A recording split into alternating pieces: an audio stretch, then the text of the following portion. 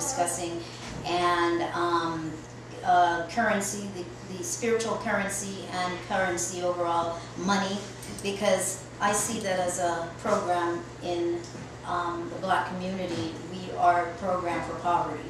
And so those are things I want to talk about, the science of that programming, because it's genetic.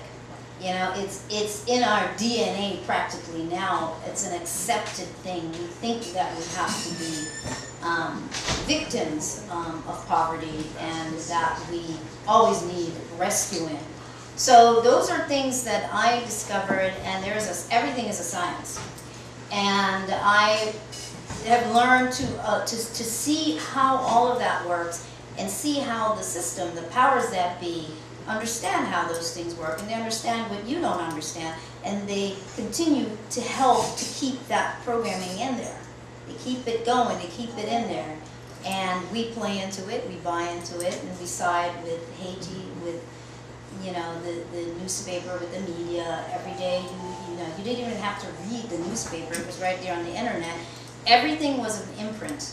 We were constantly being imprinted with the victimization of Black people, and because most people don't understand how the imprinting process works, we get right in there. We get right in and into the victim mode, and we stay in there. We don't even know exactly what happened in Haiti. We don't know how many people. We don't know anything other than the image that is shown to us on the newspapers and on the television.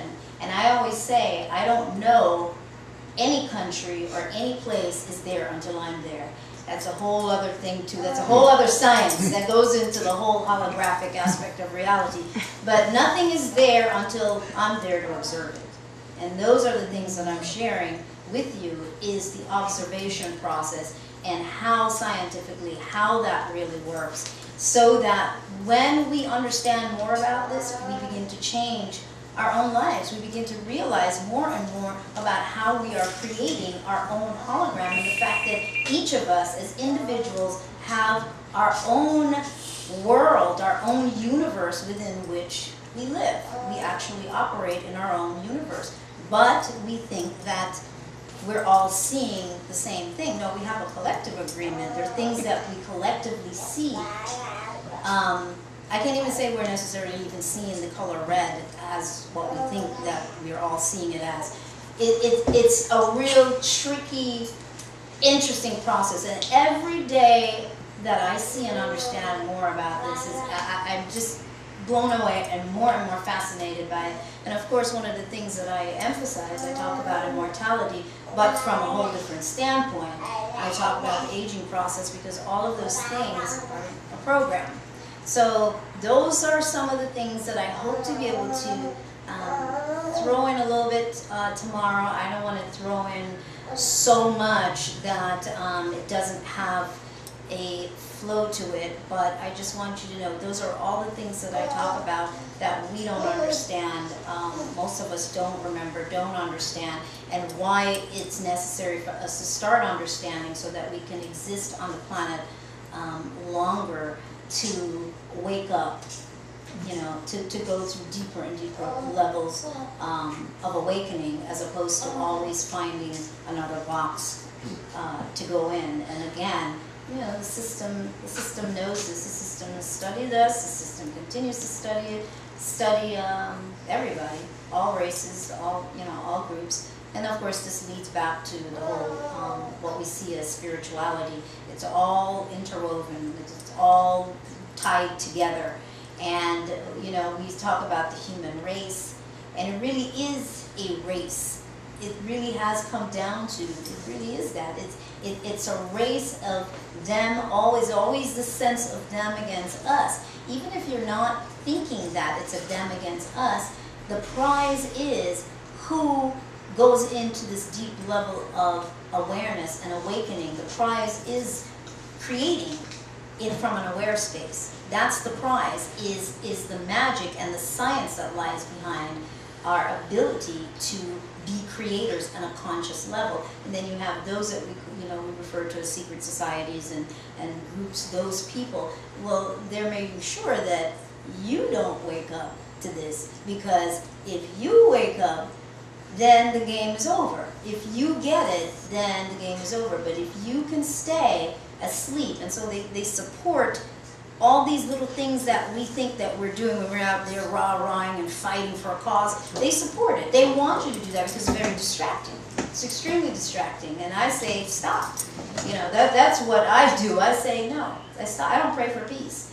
That's another science too. I don't pray for peace. So there are things that I absolutely have seen gone into, and I go, oh, so that's why they support this so much. There's so much that the opposition, if I might use that word, don't want you to know. And this goes into deeper and deeper levels. It's not just here on the planet, but it goes outside of the planet. So it's many levels of this. But until we can at least awaken to a level, it's not an awakening where you think you're going to, suddenly you're going to get somewhere and you've arrived. There is no arrival point. That's the whole point of this. This is an endless expansion and evolution of you and your abilities, and what I call going beyond being a human being. So that's a whole other thing too. You come tomorrow, we'll talk about that. But yeah, going beyond what we call being a human being. That's the gift. That's the prize. That's what we have to be able to do. So again, that's why they fight so hard to keep you in the survival program. So you're constantly, every day, trying to figure out how you're going to eat, how you're going to pay this, how you're going to do that. You're just constantly at it. And you're constantly at it. You don't have time to get really focused inner because you're too tired when you get home. You're too tired, so you do a little something. You know, we're famous for that. We do a little something. You know, we do a little gathering, and it makes us feel like we're doing something. But you're really not. You're not really doing much of anything. You're just doing more of the same thing, and just getting old. You know, it's true. You're getting old, and then you expire. And I'm saying that's not the gift. That's an experience. However, that's an experience that everybody's entitled to have. But I'm just giving you an opportunity, for those of you who we're not familiar with this, to realize that you don't have to take that route. You don't have to take that route. You can go into a whole other level that they're trying to figure out and discover how to do. And I'm saying, I understand how this works. And this is why when I get invited to these places now, that's what it is. They're seeing what I'm talking about. Now, the latest of the information, as a matter of fact, did an interview on Red Eye's radio show a few weeks ago, and this was the first time I actually come out and talked about, it was called Hacking the Mind and Breaking Reality Codes was a workshop that I did, but they titled the interview Hacking the Mind and Breaking Reality Codes, but I hadn't come out publicly yet with that information in the sense of showing how our universe and creation in general is a computerized program, a cosmic computerized system. And so when I did that interview, it was 2 hours, and David Icke put it up on his site, because I didn't even know till people started emailing me saying, oh, I found you on David Icke. I'm like, David Icke. And I went on there and he had put the interview up. But those are the things that I'm going into. This is what I do is